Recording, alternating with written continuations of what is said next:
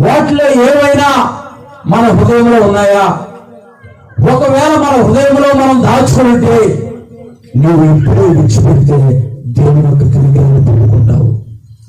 దేవుడికి నీ జీవితాన్ని అర్పించుకుంటే, క్రిస్మస్ అంటే క్రీస్తుని ఆరాధించుకోవాలని మనందరికీ తెలుసు. మన క్రీస్తుని ఆరాధించాలంటే మన హృదయం పవిత్రంగా ఉండాలా వద్దా? మన హృదయము నిష్కలంకంగా నిర్దోషంగా ఉండాలా వద్దా? లోకంలో ఉన్న వాటిని అన్నిటిని ప్రభు చేయవద్దు అన్న వాటిని అన్నిటిని మన హృదయంలో పెట్టుకొని మనం దేవుని ఆరాధిస్తే దేవుని యొక్క మహిమను మనం పొందుకుంటామా?